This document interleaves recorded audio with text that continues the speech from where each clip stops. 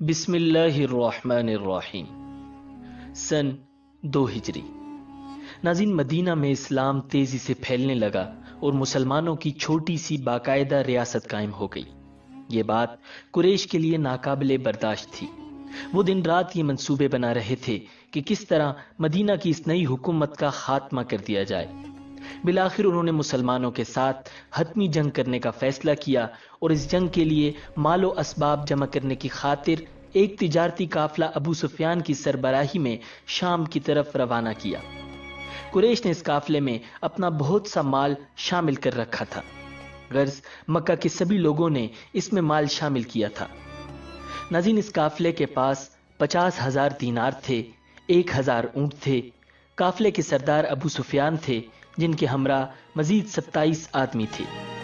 نبی اکرم صلی اللہ علیہ وسلم کو جب قریش کے اس تجارتی قافلے کا علم ہوا تو آپ صلی اللہ علیہ وسلم صحابہ کی ایک جماعت کو ساتھ لے کر اس قافلے کو روکنے کی غرض سے گئے۔ روایات کے مطابق آپ صلی اللہ علیہ وسلم کے ساتھ تقریباً 150 کے قریب صحابہ کرام تھے۔ مدینہ منورہ سے روانہ ہو کر حضور اکرم صلی اللہ علیہ وآلہ وسلم عشیرہ کے مقام تک پہنچے۔ وہاں پہنچ کر آپ صلی اللہ علیہ وسلم کو معلوم ہوا کہ قافلہ وہاں سے گزر کر شام کی طرف جا چکا ہے۔ چنانچہ حضور صلی اللہ علیہ وسلم پھر جنگ کے بغیر واپس تشریف لے آئے۔ ناظرین، چند ماہ بعد نبی اکرم صلی اللہ علیہ وسلم کو اسی قافلے کی واپسی کی اطلاع ملی۔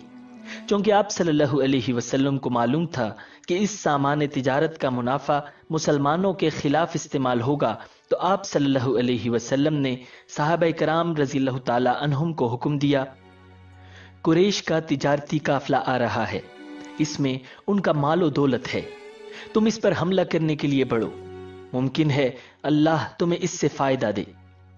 ناظرین، ادھر اس قافلے کے سردار ابو سفیان تھے۔ یہ قریش کے بھی سردار تھے۔ ان کی عادت تھی کہ جب ان کا قافلہ حجاز کی سرزمین پر پہنچتا تو جاسوسوں کو بھیج کر راستے کی خبریں معلوم کر لیتے تھے۔ انہیں آپ صلی اللہ علیہ وسلم کا خوف بھی تھا۔ چنانچہ ان کے جاسوس نے بتایا کہ نبی اکرم صلی اللہ علیہ وسلم اس تجارتی قافلے کو گھیرنے کے لیے روانہ ہو چکے ہیں۔ یہ سن کر ابو سفیان خوف زدہ ہو گئے۔ انہوں نے ایک شخص کو مکہ کی طرف روانہ کیا۔ 3 دن بعد وہ شخص اونٹ پر سوار مکہ میں داخل ہوا جسے ابو سفیان نے بھیجا تھا۔ وہ مکہ کی وادی کے درمیان میں پہنچ کر اونٹ پر کھڑا ہو گیا اور پکارا، اے قریش، اپنے تجارتی قافلے کی خبر لو۔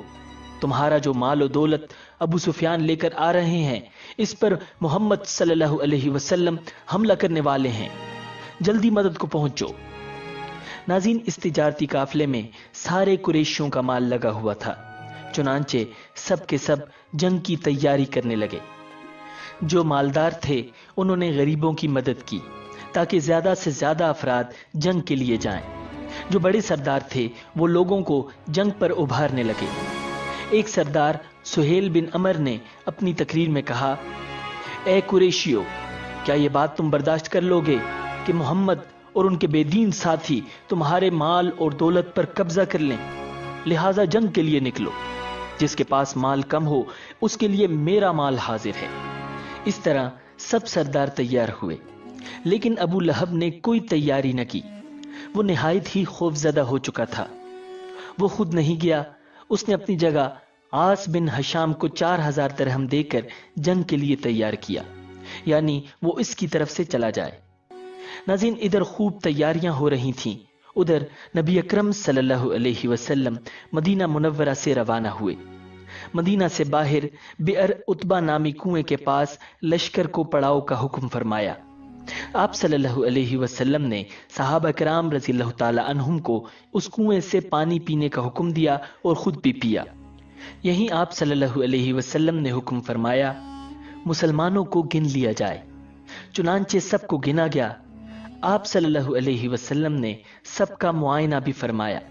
گننے پر معلوم ہوا مجاہدین کی تعداد 313 ہے۔ لشکر میں گھوڑوں کی تعداد صرف 5 تھی۔ اونٹ 70 کے قریب تھے، اس لیے ایک ایک اونٹ 3 یا 4 آدمیوں کے حصے میں دیا گیا۔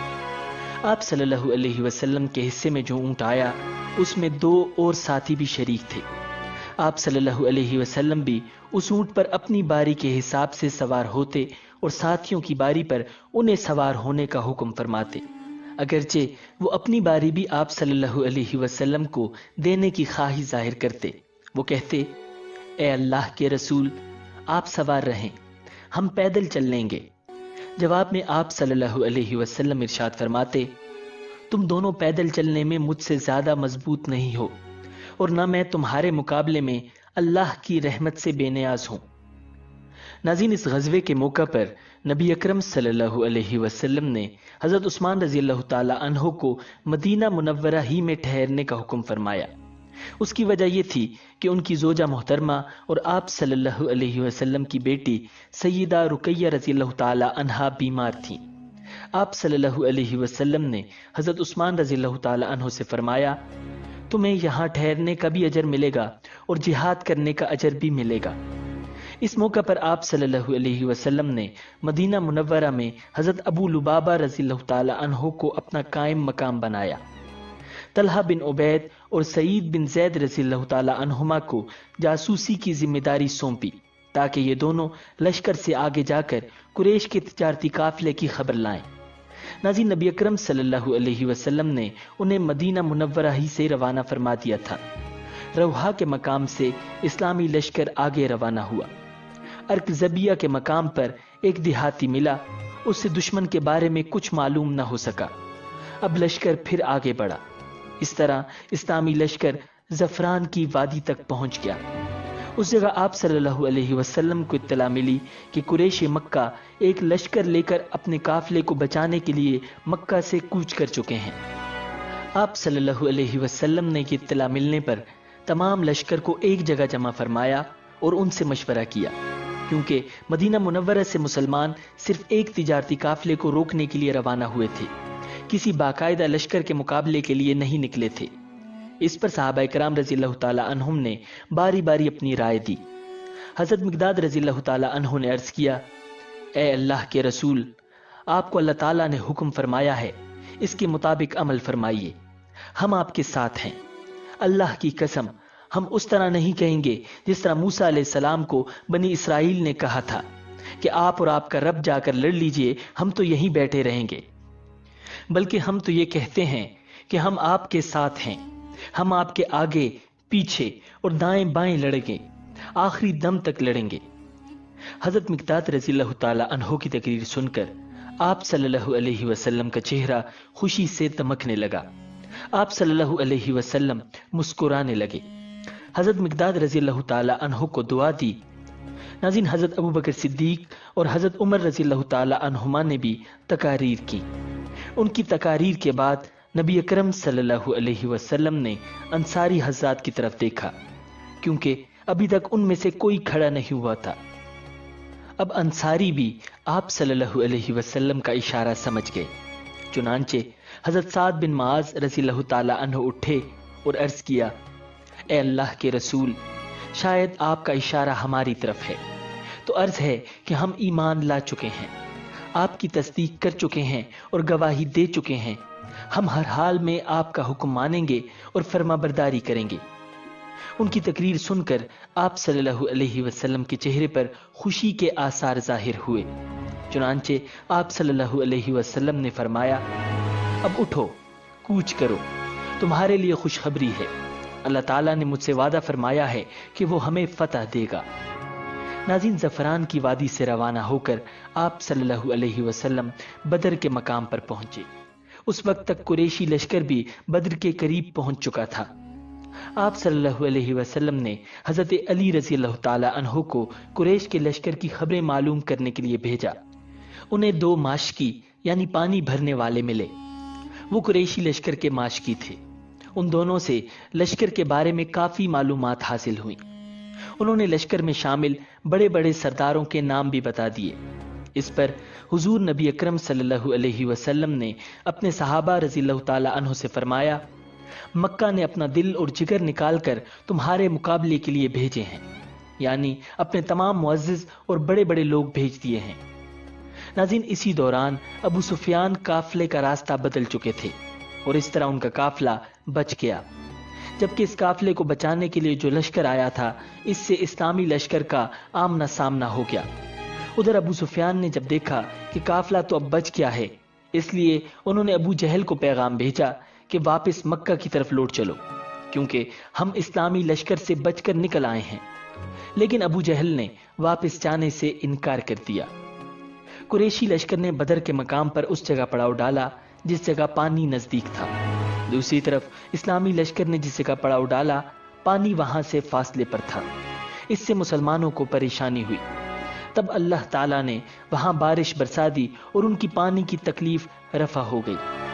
ناظرین، جبکہ اسی بارش کی وجہ سے کافر نہایت پریشان ہوئے، وہ اپنے پڑاؤ سے نکلنے کے قابل نہ رہے۔ مطلب یہ کہ بارش مسلمانوں کے لیے رحمت اور کافروں کے لیے زحمت ثابت ہوئی۔ ناظرین، صبح ہوئی تو اللہ کے رسول صلی اللہ علیہ وسلم نے اعلان فرمایا، لوگوں نماز کے لیے تیار ہو جاؤ۔ چنانچہ صبح کی نماز ادا کی گئی۔ پھر جب آپ صلی اللہ علیہ وسلم نے صحابہ کرام رضی اللہ تعالی عنہم کو خطبہ دیا، آپ صلی اللہ علیہ وسلم نے ارشاد فرمایا، میں تمہیں ایسی بات کے لیے ابھارتا ہوں جس کے لیے تمہیں اللہ نے ابھارا ہے۔ تنگی اور سختی کے موقعوں پر صبر کرنے سے اللہ تعالیٰ تمام تکالیف سے بچا لیتا ہے اور تمام غموں سے نجات عطا فرماتا ہے۔ اب آپ صلی اللہ علیہ وسلم لشکر کو لے کر آگے بڑھے اور قریش سے پہلے پانی کے قریب پہنچ گئے۔ ناظرین، مقام بدر پر پانی کا چشمہ تھا۔ آپ صلی اللہ علیہ وسلم کو وہاں رکتے دیکھ کر حضرت خباب رضی اللہ تعالی عنہ نے عرض کیا، اے اللہ کے رسول، قیام کے لیے یہ جگہ مناسب نہیں ہے، میں اس علاقے سے اچھی طرح واقف ہوں، آپ وہاں پڑاؤ ڈالیں جو دشمن کے پانی سے قریب ترین ہو، ہم وہاں ایک حوض بنا کر پانی اس میں جمع کر لیں گے، اس طرح ہمارے پاس پینے کا پانی ہوگا، ہم پانی کے دوسرے گڑھے اور چشمے پاٹ دیں گے، اس طرح دشمن کو پانی نہیں ملے گا۔ آپ صلی اللہ علیہ وسلم نے ان کی رائے کو بہت پسند فرمایا۔ ناظرین، ایک روایت کے مطابق اسی وقت حضرت جبریل علیہ السلام اللہ تعالیٰ کا پیغام لائے اور بتایا کہ حضرت خباب رضی اللہ تعالیٰ عنہ کی رائے بہت عمدہ ہے۔ اس رائے کے بعد آپ صلی اللہ علیہ وسلم لشکر کو لے کر آگے بڑھے اور اس چشمے پر آ گئے جو اس جگہ سے قریب ترین تھا جہاں قریش نے پڑاؤ ڈالا تھا۔ مسلمانوں نے یہاں قیام کیا اور آپ صلی اللہ علیہ وسلم نے انہیں دوسرے گڑھے بھرنے کا حکم دیا۔ پھر نبی اکرم صلی اللہ علیہ وسلم نے اس کچے کنویں پر ایک حوض بنوایا جہاں اسلامی لشکر نے پڑاؤ ڈالا تھا۔ آپ صلی اللہ علیہ وسلم نے اس میں پانی بھروا دیا اور ڈول ڈلوا دیے۔ اس طرح حضرت خباب رضی اللہ تعالی عنہ کے مشورے پر عمل ہوا۔ اس کے بعد حضرت خباب رضی اللہ تعالی عنہ کو ذی رائے کہا جانے لگا تھا۔ اس موقع پر حضرت سعد بن معاذ رضی اللہ تعالی عنہ نے آپ صلی اللہ علیہ وسلم سے عرض کیا، اے اللہ کے رسول، کیوں نہ ہم آپ کے لیے ایک عریش بنا دیں۔ ناظرین، عریش کھجور کی شاخوں اور پتوں کا ایک سائبان ہوتا ہے۔ آپ صلی اللہ علیہ وسلم اس میں تشریف رکھیں، اس کے پاس آپ کی سواریاں تیار رہیں اور ہم دشمن سے جا کر مقابلہ کریں۔ نبی اکرم صلی اللہ علیہ وسلم نے ان کا مشورہ قبول فرمایا۔ چنانچہ آپ صلی اللہ علیہ وسلم کے لیے سائبان بنایا گیا۔ یہ ایک اونچے ٹیلے پر بنایا گیا تھا۔ اس جگہ سے آپ صلی اللہ علیہ وسلم پورے میدان جنگ کا معائنہ فرما سکتے تھے۔ حضور صلی اللہ علیہ وسلم نے وہیں قیام فرمایا۔ صحابہ رضی اللہ تعالی عنہم نے پوچھا، آپ کے ساتھ یہاں کون رہے گا تاکہ مشرکوں میں سے کوئی آپ کے قریب نہ آ سکے؟ حضرت علی رضی اللہ تعالی عنہ کہنے لگے، اللہ کی قسم، یہ سن کر ہم میں سے ابو بکر صدیق رضی اللہ تعالی عنہ آگے بڑھے اور اپنی تلوار کا سایہ آپ صلی اللہ علیہ وسلم کے سر پر کرتے ہوئے بولے، جو شخص بھی آپ کی طرف بڑھنے کی جرت کرے گا اسے پہلے اس تلوار سے نمٹنا پڑے گا۔ حضرت ابو بکر صدیق رضی اللہ تعالی عنہ کے ان جرت مندانہ الفاظ کی بنیاد پر حضور صلی اللہ علیہ وسلم نے انہیں سب سے بہادر شخص قرار دیا۔ ناظرین، یہ بات جنگ شروع ہونے سے پہلے کی ہے۔ جب جنگ شروع ہوئی تو خود حضرت علی رضی اللہ تعالی عنہ بھی اس سائبان کے دروازے پر کھڑے تھے اور حضرت سعد بن معاذ رضی اللہ تعالی عنہ بھی انصاری صحابہ کے ایک دستے کے ساتھ وہاں موجود تھے اور حضرت ابو بکر صدیق رضی اللہ تعالی عنہ اندر آپ صلی اللہ علیہ وسلم کی حفاظت پر مامور تھے۔ اس طرح صبح ہوئی، پھر قریشی لشکر ریت کے ٹیلے کے پیچھے سے نمودار ہوا۔ اس سے پہلے حضور صلی اللہ علیہ وسلم نے کچھ مشرکوں کے نام لے لے کر فرمایا کہ فلاں اس جگہ قتل ہوگا، فلاں اس جگہ قتل ہوگا۔ حضرت انس بن مالک رضی اللہ تعالی عنہ فرماتے ہیں کہ جن لوگوں کے نام لے کر حضور صلی اللہ علیہ وسلم نے فرمایا تھا کہ اس جگہ قتل ہوگا، وہ بالکل وہیں قتل ہوئے، 1 انچ بھی ادھر ادھر پڑے نہیں پائے گئے۔ حضور نبی اکرم صلی اللہ علیہ وسلم نے جب دیکھا کہ قریش کا لشکر لوہے کا لباس پہنے ہوئے اور ہتھیاروں سے خوب لیس بڑا چلا آ رہا ہے، تو اللہ رب العزت سے یوں دعا فرمائی، اے اللہ، یہ قریش کے لوگ، یہ تیرے دشمن اپنے تمام بہادروں کے ساتھ بڑے غرور کے عالم میں تجھ سے جنگ کرنے، یعنی تیرے احکامات کی خلاف ورزی اور تیرے رسول کو جھٹلانے کے لیے آئے ہیں۔ اے اللہ، آپ نے مجھ سے اپنی مدد اور نصرت کا وعدہ فرمایا ہے، لہٰذا وہ مدد بھیج دے۔ اے اللہ، تو نے مجھ پر کتاب نازل فرمائی ہے اور مجھے ثابت قدم رہنے کا حکم فرمایا ہے، مشرکوں کے اس لشکر پر ہمیں غلبہ عطا فرما۔ اے اللہ، آج انہیں ہلاک فرما دے۔ ناظرین، ایک اور روایت میں آپ صلی اللہ علیہ وسلم کی دعا میں یہ الفاظ بھی آئے ہیں، اے اللہ، اس امت کے فرعون ابو جہل کو کہیں پناہ نہ دے اور ٹھکانہ نہ دے۔ غرض جب قریشی لشکر ٹھہر گیا تو انہوں نے عمیر بن وہب رضی اللہ تعالی عنہ کو جاسوسی کے لیے بھیجا۔ یہ عمیر بن وہب رضی اللہ تعالی عنہ بعد میں مسلمان ہو گئے تھے اور بہت اچھے مسلمان ثابت ہوئے تھے۔ آپ صلی اللہ علیہ وسلم کے ساتھ غزوہ احد میں شریک ہوئے تھے۔ قریش نے عمیر سے کہا، جا کر محمد کے لشکر کی تعداد معلوم کرو اور ہمیں خبر دو۔ عمیر رضی اللہ تعالی عنہ اپنے گھوڑے پر سوار ہو کر نکلے۔ انہوں نے اسلامی لشکر کی گرد ایک چکر لگایا، پھر واپس قریش کے پاس آئے اور یہ خبر دی، ان کی تعداد تقریباً 300 ہے، ممکن ہے کچھ زیادہ ہو، مگر اے قریش، میں نے دیکھا ہے ان لوگوں کو لوٹ کر اپنے گھروں میں جانے کی کوئی تمنا نہیں، اور میں سمجھتا ہوں ان میں سے کوئی آدمی اس وقت تک نہیں مارا جائے گا جب تک کہ کسی کو قتل نہ کر دے، گویا تمہارے بھی اتنے ہی آدمی مارے جائیں گے جتنا کہ ان کے، اس کے بعد پھر زندگی کا کیا مزہ رہ جائے گا، اس لیے جنگ شروع کرنے سے پہلے اس بارے میں غور کر لو۔ ان کی بات سن کر کچھ لوگوں نے ابو جہل سے کہا، جنگ کے ارادے سے باز آ جاؤ اور واپس چلو، بھلائی اسی میں ہے۔ واپس چلنے کا مشورہ دینے والوں میں حکیم بن حزام رضی اللہ تعالی عنہ بھی تھے۔ ابو جہل نے ان کی بات نہ مانی اور جنگ پر ٹل گیا، اور جو لوگ واپس چلنے کا کہہ رہے تھے انہیں بزدلی کا طعنہ دیا۔ اس طرح جنگ ٹل نہ سکی۔ ابھی جنگ شروع نہیں ہوئی تھی کہ اسود مخزومی نے قریش کے سامنے اعلان کیا، میں اللہ کے سامنے عہد کرتا ہوں کہ یا تو مسلمانوں کے بنائے ہوئے حوض سے پانی پیوں گا یا اس کو توڑ دوں گا یا پھر اس کوشش میں جان دے دوں گا۔ پھر یہ اسود میدان میں نکلا۔ حضرت حمزہ رضی اللہ تعالی عنہ اس کے مقابلے میں آئے۔ حضرت حمزہ رضی اللہ تعالی عنہ نے اس پر تلوار کا وار کیا، اس کی پنڈلی کٹ گئی۔ اس وقت یہ حوض کے قریب تھا۔ ٹانگ کٹ جانے کے بعد یہ زمین پر چت گرا، خون تیزی سے بہ رہا تھا۔ اس حالت میں یہ حوض کی طرف سرکا اور حوض سے پانی پینے لگا۔ حضرت حمزہ رضی اللہ تعالی عنہ فوراً اس کی طرف لپکے اور دوسرا وار کر کے اس کا کام تمام کر دیا۔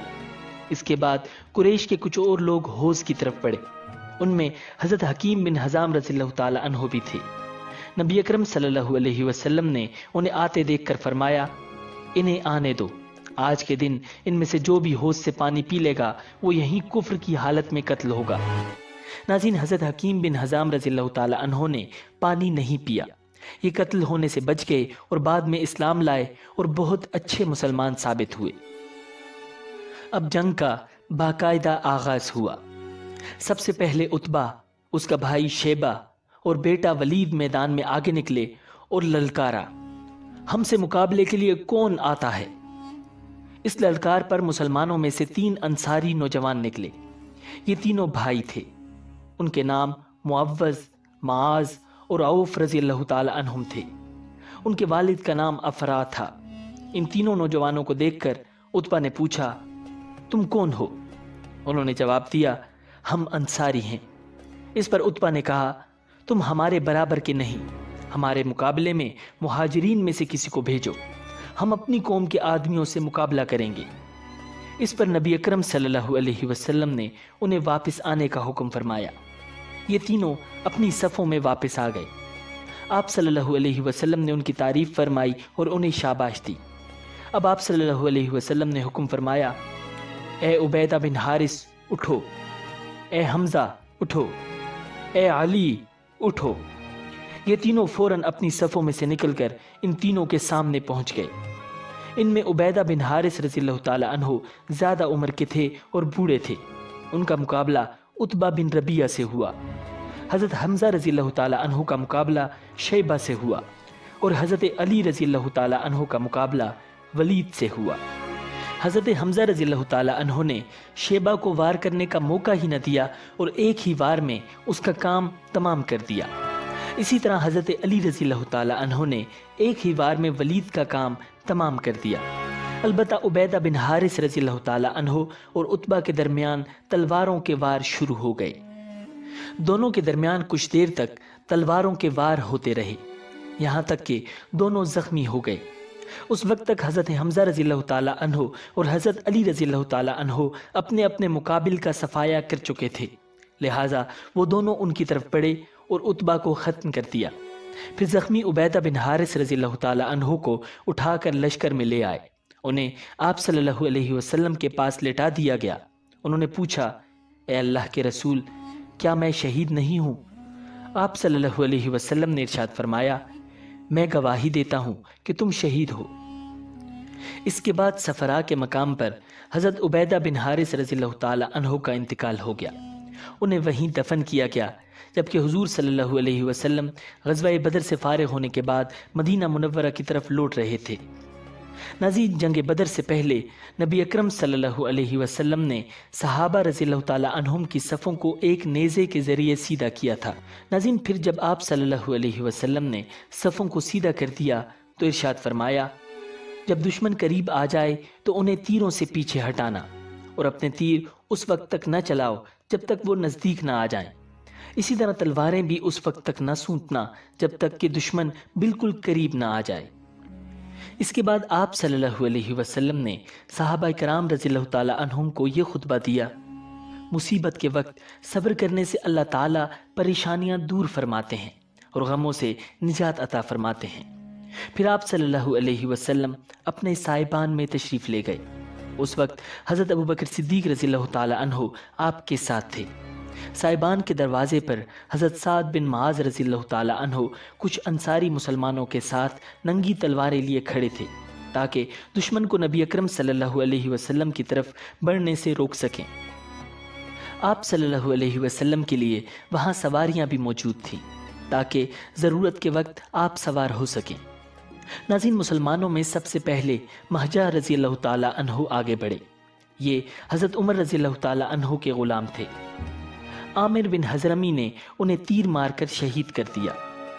ادھر نبی اکرم صلی اللہ علیہ وسلم اپنے سائبان میں اللہ تعالیٰ کے حضور سجدے میں گرے یوں دعا فرما رہے تھے، اے اللہ، اگر آج مومنوں کی جماعت ہلاک ہو گئی تو پھر تیری عبادت کرنے والا کوئی نہیں رہے گا۔ پھر حضور صلی اللہ علیہ وسلم اپنے سائبان سے نکل کر صحابہ کے درمیان تشریف لائے اور انہیں جنگ پر ابھارنے کے لیے فرمایا، قسم ہے اس ذات کی جس کے قبضے میں میری جان ہے، جو شخص بھی آج ان مشرکوں کے مقابلے میں صبر اور ہمت کے ساتھ لڑے گا، ان کے سامنے سینہ تانے جمع رہے گا اور پیٹھ نہیں پھیرے گا، اللہ تعالیٰ اسے جنت میں داخل کرے گا۔ حضرت عمیر بن حمام رضی اللہ تعالی عنہ اس وقت کھجوریں کھا رہے تھے کہ الفاظ سن کر کھجوریں ہاتھ سے گرا دیں اور بولے، واہ واہ، تو میرے اور جنت کے درمیان صرف اتنا فاصلہ ہے کہ ان کافروں میں سے کوئی مجھے قتل کر دے۔ یہ کہتے ہی تلوار سونت کر دشمنوں سے بھڑ گئے اور لڑتے لڑتے شہید ہو گئے۔ ناظرین، حضرت عوف بن افرا رضی اللہ تعالی عنہ نے آپ صلی اللہ علیہ وسلم سے پوچھا، اللہ کے رسول، بندے کے کس عمل پر اللہ کو ہنسی آتی ہے، یعنی اس کے کون سے عمل سے اللہ تعالیٰ خوش ہوتے ہیں؟ جواب میں آپ صلی اللہ علیہ وسلم نے ارشاد فرمایا، جب کوئی مجاہد ذرہ بکتر پہنے بغیر دشمن پر حملہ آور ہو۔ یہ سنتے ہی انہوں نے اپنے جسم پر سے ذرہ بکتر اتار کر پھینک دی اور تلوار سونت کر دشمن پر ٹوٹ پڑے، یہاں تک کہ لڑتے لڑتے شہید ہو گئے۔ ناظرین، حضرت معبد بن وہب رضی اللہ تعالی عنہ دونوں ہاتھوں میں تلوار لے کر جنگ میں شریک ہوئے۔ یہ نبی اکرم صلی اللہ علیہ وسلم کے ہم زلف تھے۔ یعنی ام المؤمنین حضرت سودا رضی اللہ تعالی عنہ کی بہن کے خامند تھے۔ جنگ کے دوران حضور صلی اللہ علیہ وسلم نے ایک مٹھی کنکریوں کی اٹھائی اور مشرکوں پر پھینک دی۔ ایسا کرنے کے لیے حضور صلی اللہ علیہ وسلم کو حضرت جبریل علیہ السلام نے کہا تھا۔ کنکریوں کو مٹھی میں پھینکتے وقت حضور صلی اللہ علیہ وسلم نے ارشاد فرمایا، یہ چہرے خراب ہو جائیں۔ ناظرین، ایک روایت کے مطابق یہ الفاظ آئے ہیں، اے اللہ ان کے دلوں کو خوف سے بھر دے، ان کے پاؤں اکھاڑ دے۔ اللہ کے حکم پر حضور صلی اللہ علیہ وسلم کی دعا سے کوئی کافر ایسا نہ بچا جس پر وہ کنکریاں نہ پڑی ہوں۔ ان کنکریوں نے کافروں کو بدحواس کر دیا تھا۔ آخر نتیجہ یہ نکلا کہ وہ شکست کھا کر بھاگے۔ مسلمان ان کا پیچھا کرنے لگے، انہیں قتل اور گرفتار کرنے لگے۔ کنکریوں کی مٹھی کے بارے میں اللہ تعالیٰ نے قرآن کریم میں ارشاد فرمایا، وَمَا رَمَيْتَ إِذْ رَمَيْتَ وَلَكِنَّ اللَّهَ رَمَى، اور اے نبی کنکریوں کی مٹھی آپ نے نہیں بلکہ ہم نے پھینکی تھی۔ نبی اکرم صلی اللہ علیہ وسلم نے کافروں کی شکست کھا جانے کے بعد اعلان فرمایا، مسلمانوں نے جس کافر کو مارا ہے اس کا سامان اسی مسلمان کا ہے، اور جس مسلمان نے جس کافر کو گرفتار کیا وہ اسی مسلمان کا قیدی ہے۔ وہ کافر جو بھاگ کر نہ جا سکے انہیں گرفتار کر لیا گیا۔ اس جنگ میں حضرت ابو عبیدہ بن جراح رضی اللہ تعالی عنہ نے اپنے باپ کو قتل کیا۔ پہلے خود باپ نے بیٹے پر وار کیا تھا، لیکن یہ وار حضرت ابو عبیدہ رضی اللہ تعالی عنہ بچا گئے اور خود اس پر وار کیا، جس سے وہ مارا گیا۔ اس پر اللہ تعالیٰ نے سورہ مجادلہ میں یہ آیت نازل فرمائی، جس کا ترجمہ ہے، جو لوگ اللہ پر اور قیامت کے دن پر پورا ایمان رکھتے ہیں، آپ انہیں نہ دیکھیں گے کہ ایسے شخصوں سے دوستی رکھتے ہیں جو اللہ اور اس کے رسول کے خلاف ہیں، اگرچہ وہ ان کے بیٹے یا بھائی یا خاندان میں سے کیوں نہ ہو۔ ناظرین، اس جنگ میں حضرت عبد الرحمن بن عوف رضی اللہ تعالی عنہ نے امیہ بن خلف اور اس کے بیٹے کو قیدی بنا لیا۔ اسلام سے پہلے مکہ میں یہ شخص حضرت عبد الرحمن بن عوف رضی اللہ تعالی عنہ کا دوست رہا تھا، اور یہی وہ امیہ بن خلف تھا جو حضرت بلال رضی اللہ تعالی عنہ پر بے تحاشا ظلم کرتا رہا تھا۔ حضرت عبد الرحمن بن عوف رضی اللہ تعالی عنہ ان دونوں کو لیے میدان جنگ سے گزر رہے تھے کہ حضرت بلال رضی اللہ تعالی عنہ کی نظر امیہ بن خلف پر پڑ گئی۔ حضرت بلال رضی اللہ تعالی عنہ اسے دیکھ کر بلند آواز میں پکارے، کافروں کا سردار امیہ بن خلف یہ رہا، اگر امیہ بچ گیا تو سمجھو میں نہیں بچا۔ حضرت عبد الرحمن بن عوف رضی اللہ تعالی عنہ کو امیہ اپنے بیٹے کے ساتھ ادھر ادھر بھاگتا نظر آیا تھا۔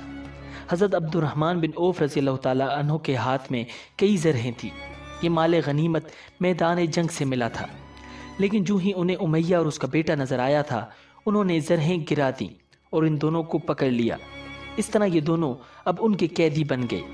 یہ انہیں لیے جا رہے تھے کہ حضرت بلال رضی اللہ تعالی عنہ نے انہیں دیکھ لیا اور پکارنے لگے، یہ رہا امیہ بن خلف۔ حضرت بلال رضی اللہ تعالی عنہ کے الفاظ سنتے ہی حضرت عبد الرحمن بن عوف رضی اللہ تعالی عنہ نے کہا، لیکن یہ دونوں اب میرے قیدی ہیں۔ حضرت بلال رضی اللہ تعالی عنہ نے پھر وہی الفاظ کہے، اگر آج امیہ بچ گیا تو سمجھو میں نہیں بچا۔ ساتھ ہی حضرت بلال رضی اللہ تعالی عنہ نے لوگوں کو پکارا، اے انصاریو، اے اللہ کے مددگارو، یہ کافروں کا امیہ بن خلف ہے، اگر یہ بچ گیا تو سمجھو میں نہیں بچا۔ یہ سن کر انصاری ان کی طرف دوڑ پڑے، انہوں نے چاروں طرف سے انہیں گھیر لیا۔ حضرت بلال رضی اللہ تعالی عنہ نے تلوار کھینچ لی اور اس پر وار کیا۔ حضرت عبد الرحمن بن عوف رضی اللہ تعالی عنہ نے امیہ کو بچانے کے لیے اس کے بیٹے کو آگے کر دیا۔ امیہ جاہلیت کے زمانے میں ان کا دوست تھا، اسی دوستی کے ناطے حضرت عبد الرحمن بن عوف رضی اللہ تعالی عنہ اسے قتل ہونے سے بچانا چاہتے تھے۔ ادھر حضرت بلال رضی اللہ تعالی عنہ پر اس کے قتل کی پوری دھن سوار تھی۔ حضرت بلال رضی اللہ تعالی عنہ کی تلوار امیہ کے بیٹے کو لگی اور وہ زخمی ہو کر گرا۔ اسے گرتا دیکھ کر امیہ بھیانک انداز میں چیخا، یہ چیخ حد درجے خوفناک اور ہولناک تھی۔ ساتھ ہی تلواریں بلند ہوئیں اور امیہ کے جسم میں اتر گئیں۔ امیہ کو بچانے کے سلسلے میں حضرت عبد الرحمن بن عوف رضی اللہ تعالی عنہ خود بھی معمولی سے زخمی ہوئے۔ وہ کہا کرتے تھے، اللہ تعالیٰ بلال پر رحم فرمائے، میرے حصے میں نہ زرہیں آئیں نہ قیدی۔ اس کے بعد رسول اللہ صلی اللہ علیہ وسلم نے حکم دیا، قتل ہونے والے کافروں میں ابو جہل کی لاش کو تلاش کیا جائے۔ ناظرین، ابو جہل نے جنگ شروع ہونے سے پہلے کہا تھا، اے اللہ، دونوں دینوں یعنی اسلام اور کفار کے خود ساختہ دین میں سے جو دین تیرے نزدیک افضل اور پسندیدہ ہو اسی کی مدد فرما اور نصرت فرما۔